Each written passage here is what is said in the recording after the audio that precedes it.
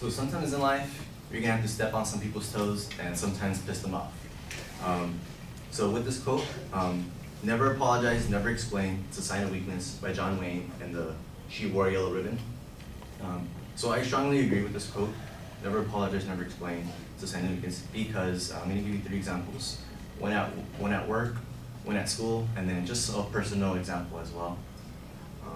Sorry, not school, one at work, one at personal, and then one in sports.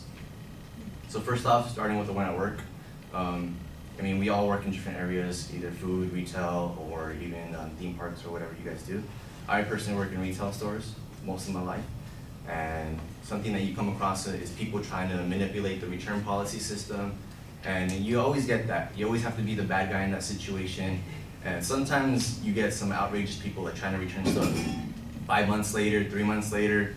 So sometimes I don't even deal with them. I just tell them no, straight up no, no explanation. If they tell me why can't you do that, I'm just look at the back of your receipt. It's all on there. I don't have to explain that. So sometimes you're gonna, like I said, you're gonna have to piss some people off. So another example would be in sports. You know, sports can be very competitive.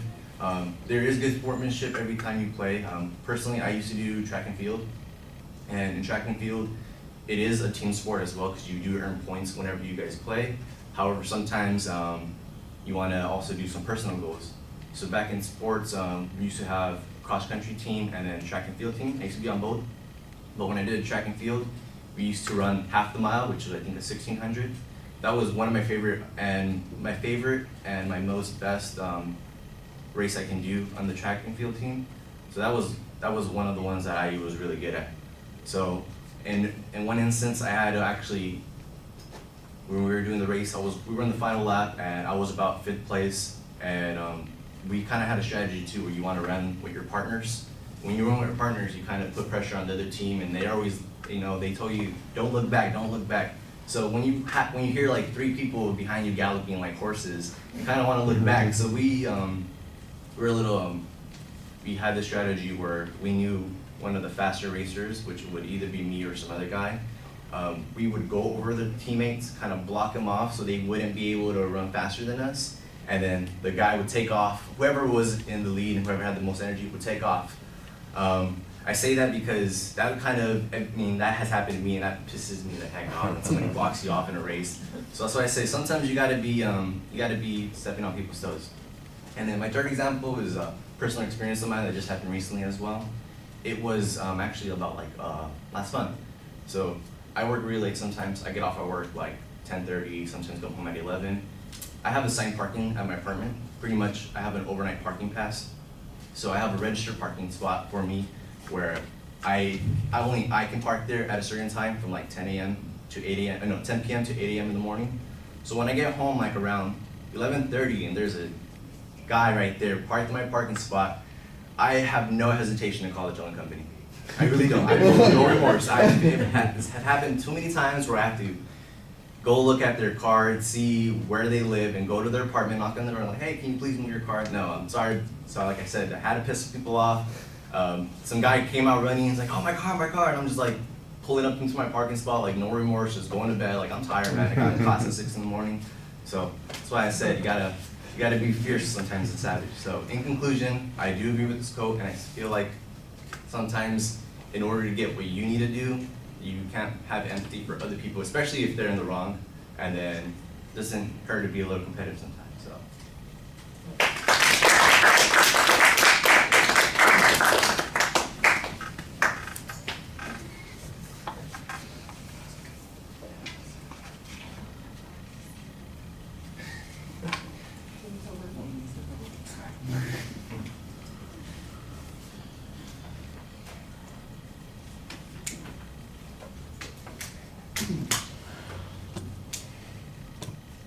You've got a pretty clear declarative statement for your attention device. You are very certain about the position that you're taking on the quote.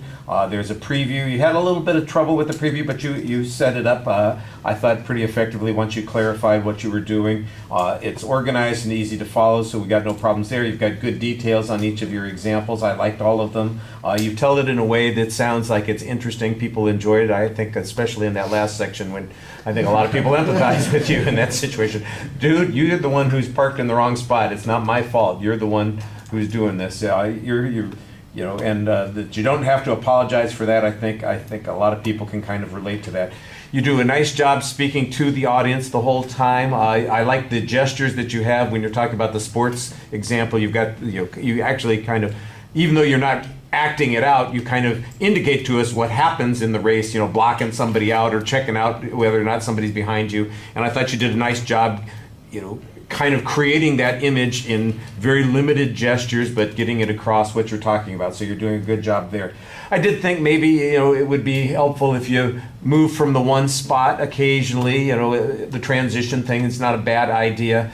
You didn't look, though, like you were locked in the one spot because you were anxious. It just seemed like you were in control there. And like I said, because the other body movements, it worked pretty efficiently. So very good job. Thank you.